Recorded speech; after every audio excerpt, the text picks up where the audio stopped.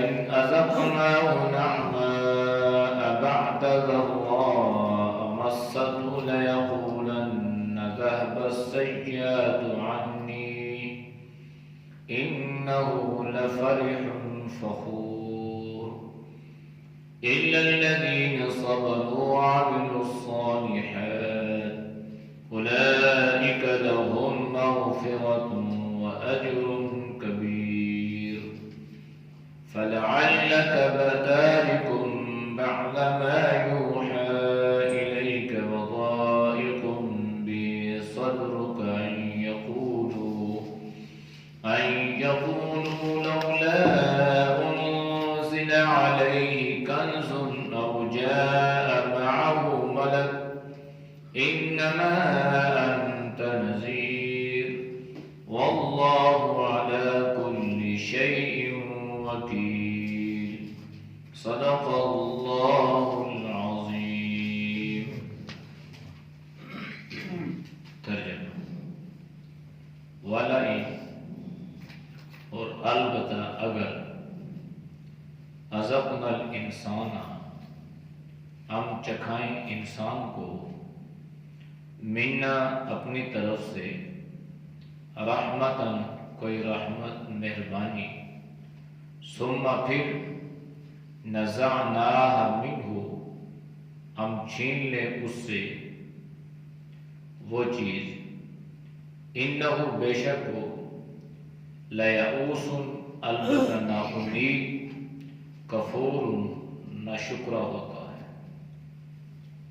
ولئن اور البتہ اگر اذقناہ ہم اس کو چکائیں نعماء نعمت بعد ضراء بعد تکلیف کے مست جو اس کو پہنچی لیقولن البتہ تو لازمی کہیں گے ذهب السیئات چلی گئی برائی عنی مجھ سے انہو بے شک وہ لفرح البتہ اترانے والا فخور شیخی مارنے والا ہے.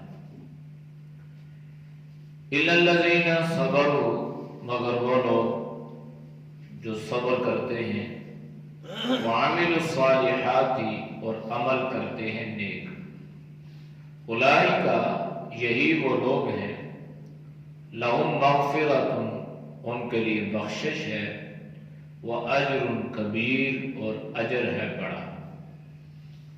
فَلَعَلَّكَ پس شاید ممکن ہے تارکن چھوڑنے والا بعض وہ چیز ما یوحی جو وحی کی گئی ہے الیک آپ کی طرف وَزَائِقٌ اور تنگ ہوتے ہیں بھی اس کے ساتھ صدر کا آپ کا سینہ ان یقولو کہ کہتے ہیں لوگ لولا کیوں نہ انزل اتارا گیا علیہ اس پر کنز کوئی خزانہ او جاء یا آتا معه اس کے ساتھ ملک کوئی فرشتہ انما بے شک انت نذیر آپ ڈرانے والے ہیں تو ڈرانے والا ہے واللہ علی کل شیء وکیل اور اللہ ہر چیز پر کارساز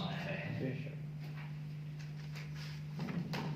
آیات کا ماقبل آیات کے ساتھ ربط اور تعلق یہ تھا کہ اللہ نے پوری کائنات بنائی بسائی اور پھر اللہ نے اس کائنات میں انسان کو اشرف المخلوقات بنایا. پھر اللہ نے انسان کو بہت ساری صلاحیتوں سے مالا مال فرمایا تاکہ اس کے ذریعے سے دیکھا جائے کہ کون ہے جو بہترین اعمال کرنے والا ہے. پھر اللہ نے ساتھ ساتھ اس بات کی تنبیہ بھی فرمائی ہے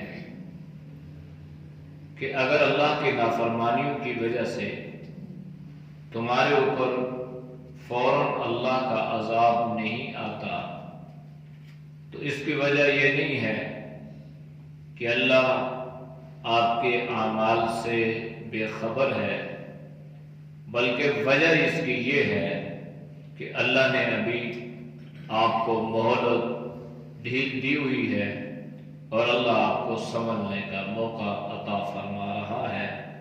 لہذا اس ڈھیل سے، اس مہلت سے اگر کوئی فائدہ اٹھا لے گا تو وہ فائدے میں رہے گا، اگر نہیں اٹھائے گا تو نقصان میں رہے گا۔ پھر یہ جو دنیا ہے اس میں مادیت ہے، اس میں انسان پر اللہ نے بے شمار قسم کی خواہشات کو مسلط کیا ہوا ہے۔ یہی وجہ ہے کہ جب اس امت کے حالات رکھے گئے گزشتہ انبیاء علیہ الصلوۃ والسلام کے سامنے، تو ذہن میں یہ سوال پیدا ہوا کہ جس امت کی عمریں اتنی مختصر ہوں گی، اتنی قلیل ہوں گی، اتنی کم ہوں گی، تو اتنے مختصر وقت کے لیے وہ اپنے رہنے کے لیے پکے مکان نہیں بنائیں گے، چونکہ انہیں پتا ہے کہ ہم نے یہاں پر تھوڑی دیر ٹھہرنا ہے۔ تو اللہ کی طرف سے انہیں یہ بتلایا گیا، یہ سمجھایا گیا کہ نہیں، وہ مکان تو کیا، وہ محلات بنائیں گے اور وہ دنیا کے ساتھ جی لگائیں گے۔ تو اللہ نے فرمایا کہ یہ ساری باتیں اس وجہ سے کہ ان پر دنیاوی خواہشات کو مسلط کر دیا جائے گا۔ دنیاوی خواہشات ایسی ہیں کہ یہ کبھی بھی پوری نہیں ہوتی۔ تو اللہ نے اس کی ایک جھلک آج کے یاد میں یوں بیان فرمائی ہے، وَلَئِنْ أَذَقْنَا الْإِنسَانَ مِنَّا رَحْمَةً ثُمَّ نَزَعْنَاهَا مِنْهُ، اگر ہم انسان کو اپنی طرف سے، اپنے پاس سے کوئی نعمت عطا فرما دیں، رحمت عطا کر دیں، نعمت مل گئی، ثُمَّ نَزَعْنَاهَا مِنْهُ، پھر اللہ اس نعمت کو چھین لے، تو انسان کا رویہ کیا ہوتا ہے، انسان کیا معاملہ کرتا ہے؟ اللہ نے فرمایا اِنَّهُ لَيَئُوسٌ كَفُورٌ، کہ یہ انسان فوراً اللہ کی رحمت سے نا امید بھی ہو جاتا ہے اور یہ فوراً ناشکری کا مظاہرہ بھی کرتا ہے۔ تو اس میں اللہ نے اس بات کو سمجھایا ہے کہ دیکھو، یہ دنیا جو ہے نا، یہ فانی ہے، اس میں 100 سال رہ لو، 200 سال رہ لو، 1000 سال رہ لو، ایک نہ ایک دن اس دنیا سے جانا ہے۔ یہ دنیا کسی کے ساتھ وفا نہیں کرتی، اگر کسی کے ساتھ وفا کرتی تو روئے زمین پر سب سے زیادہ جو حقدار تھے وہ نبی کریم صلی اللہ علیہ وسلم تھے۔ جب دنیا نے ان کے ساتھ وفا نہیں کی تو کسی کے ساتھ وفا نہیں کرے گی۔ اب دنیا بھی فانی ہے اور دنیا میں اللہ نے جو چیزیں پیدا فرمائی ہیں یہ سب کے سب فانی ہے، کسی کو بقا نہیں ہے۔ ہوتا یہ ہے کہ عارضی طور پر اللہ انسان کو کوئی نعمت عطا کر دیتے ہیں، وہ صحت کی نعمت ہو تب بھی، وہ اولاد کی نعمت ہو تب بھی، وہ مال دولت کی نعمت ہو تب بھی، وہ نعمت کسی صورت میں ہی کیوں نہ ہو۔ اب جب اللہ اس نعمت کو چھین لیتے ہیں تو جب یہ نعمت اس انسان کے پاس ہوتی ہے تو پھر اس کی قدر نہیں ہوتی، نہ اس کا یہ حق ادا کرتا ہے۔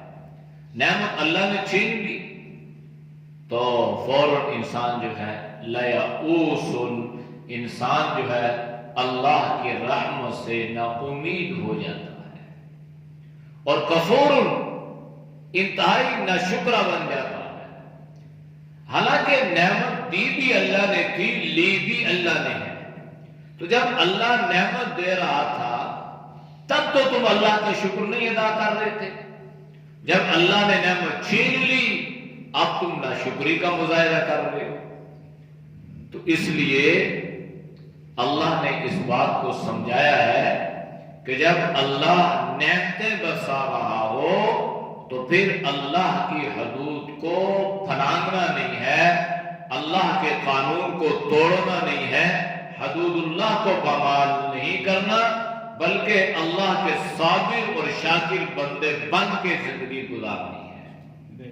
اور اگر اللہ نعمت چھین لے تو پھر اس پر بھی نا امید بھی نہیں ہونا اور اس پر ناشکرا بھی نہیں ہونا، بلکہ اللہ کی رحمت سے امید رکھنی ہے کہ اللہ اس نعمت کا بدل مجھے دنیا میں عطا فرمائے گا. اور ناشکری ایسی بری چیز ہے کہ یہ انسان کو تباہ کر دیتی ہے. شکر جو ہے یہ انسان کو اللہ کے قریب کرتا ہے اور نعمتوں میں اضافے کا ذریعہ بن جاتا ہے. آج پورے معاشرے میں ہر طرف ناشکری اور نا امیدی کی فضا بنے گی. تو ہر حال میں انسان کو اللہ کا شکر گزار بندہ ہونا چاہیے. اللہ کے نبی نے فرمایا تھا افلا اکون عبدا شکورا، کہ میں اللہ کا شکر گزار بندہ نہ بنوں. تو پہلی چیز تو یہ ہے انہ لیئوس کفور، یہ نہ امید بھی نہیں ہونا اور نہ شکرا بھی نہیں ہونا. دوسری چیز یہ ہے وَلَئِنْ أَذَقْنَاهُ، اور اگر ہم اس کو چکھائیں دیں. یہ اللہ کا عجیب معاملہ ہے. یہ ساری دنیا کی مال دولت نعمتوں کو اللہ نے ذائقے سے تعبیر فرمایا ہے. اور ذائقہ کیا ہے؟ کہتے ہیں ذرا ٹیسٹ کر لو بس. یعنی یہ دنیا اتنی ہی ہے بس جتنا آپ نے کوئی چیز چکھی اور گئے. حضرت نوح علیہ السلام کو سب سے زیادہ عمر اللہ نے عطا فرمائی تھی. حضرت نوح نزا کے وقت جبریل امین تشریف لائے اور پوچھا ہے نوح اللہ نے آپ کو اتنی لمبی عمر عطا فرمائی تو کیا پایا، اس دنیا کو کیسے پایا؟ تو فرمانے لگے بس اتنی لمبی عمر کے باوجود مجھے یوں لگا جیسے مکان کے ایک دروازے سے داخل ہوا اور دوسرے سے نکل گیا. بس یہ اتنی سی ہے، یہ قلیل ہے. تو اس لیے اللہ نے چکھنا فرمایا اذقناہ، چکھائیں، یعنی ہم پیٹ بھر کے سیر ہو کے بھی اللہ اس کو بھی کہہ رہا ہے اتنی قلیل ہے تو اس میں کیا سیر ہونا ہے. نعمہ، اپنی نعمتیں، بعد ضراء، اس کے بعد انسان کو تکلیف ہو. بیماری کے بعد اللہ صحت عطا فرما دے، غربت کے بعد اللہ امارت عطا فرما دے، غلامی کے بعد اللہ آزادی عطا فرما دے، بے اولادی کے بعد اللہ اولاد عطا فرما دے. یہ ساری نعمتیں ہیں. جب اللہ ان تکالیف اور پریشانیوں کے بعد اللہ انسان کو کوئی نعمت عطا فرماتا ہے نا تو انسان کیا کہتا ہے لَيَقُولَنَّ ذَهَبَ السَّيِّئَاتُ عَنِّي. انسان یہ کہنے لگتا ہے کہ مجھ سے برائی ختم ہو گئی. سیئات گناہ کو کہتے ہیں، یہاں بمانے گناہ نہیں ہے، برائی ہے.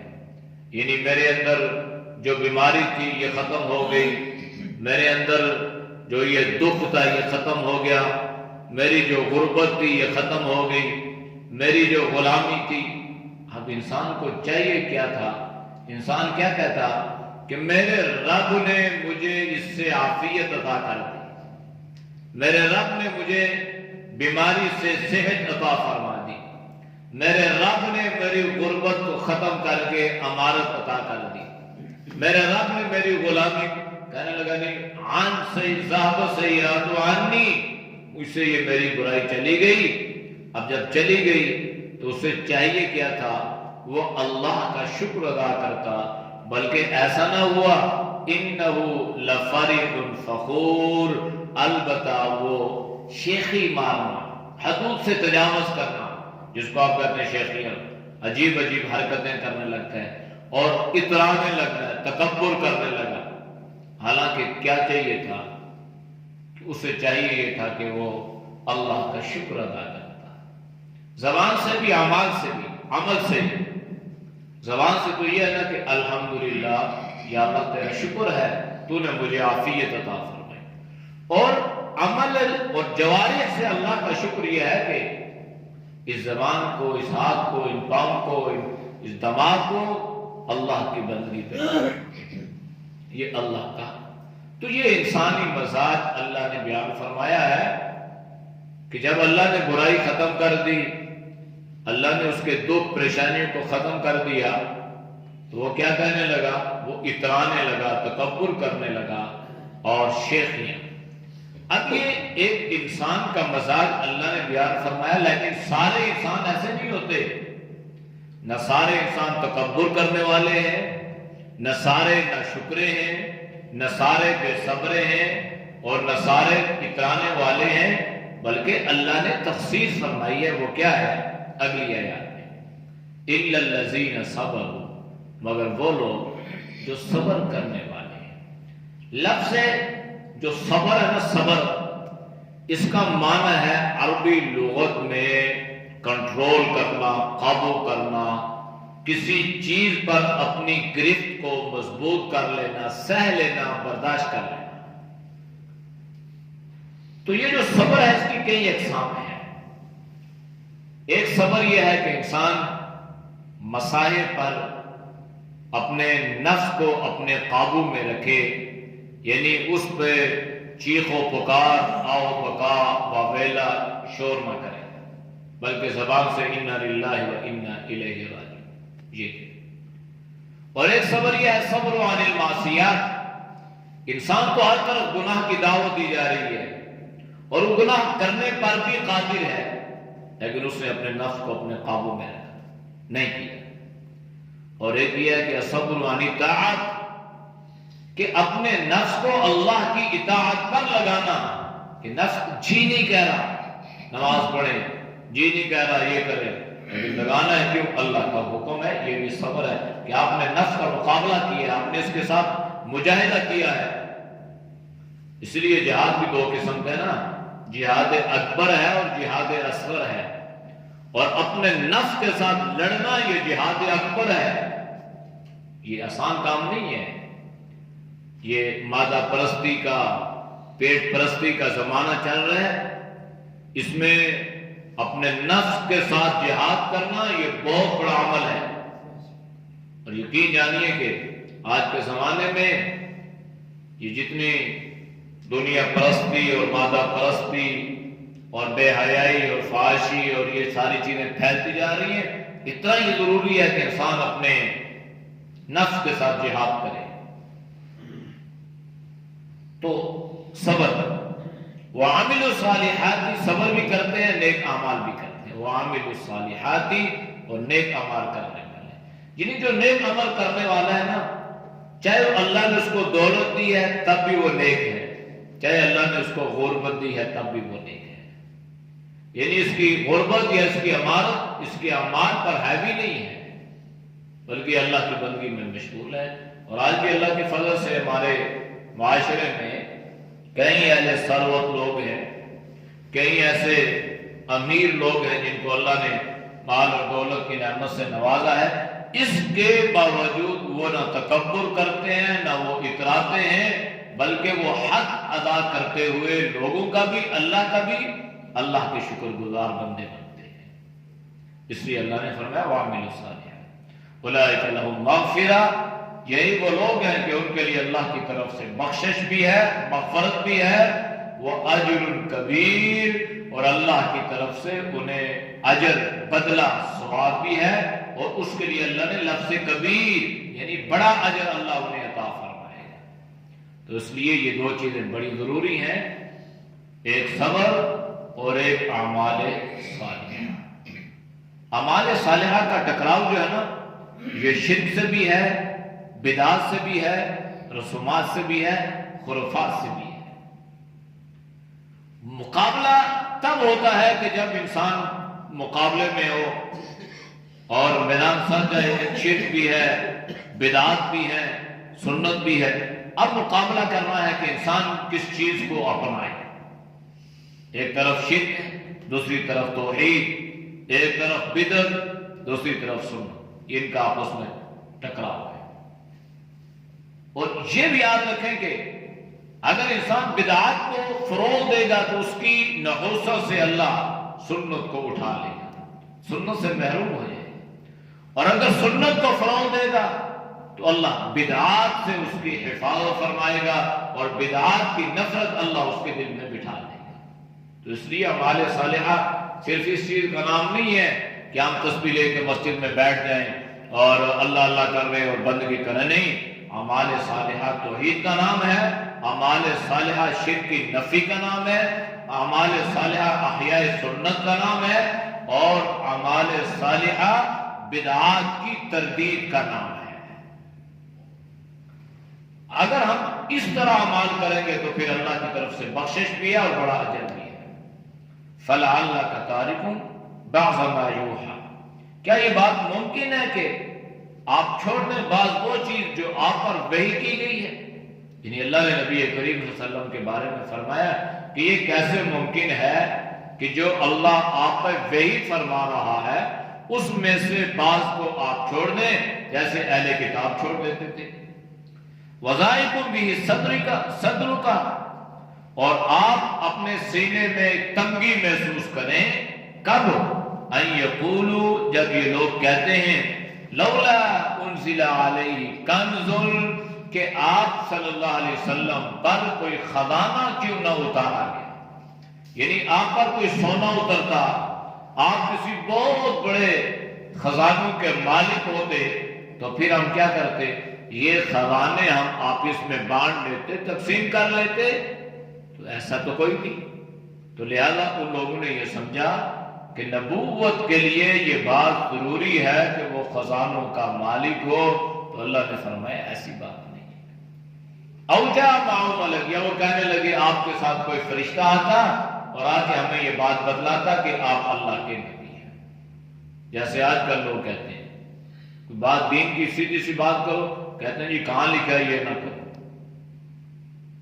بھائی وہاں لکھا ہے جہاں نبی کریم صلی اللہ علیہ وسلم نے اس چیز کو وضاحت کے ساتھ بیان فرما دیا ہے، جب وہاں اس چیز کا ذکر نہیں ہے تو اس کا مطلب ہے وہ دین نہیں ہے۔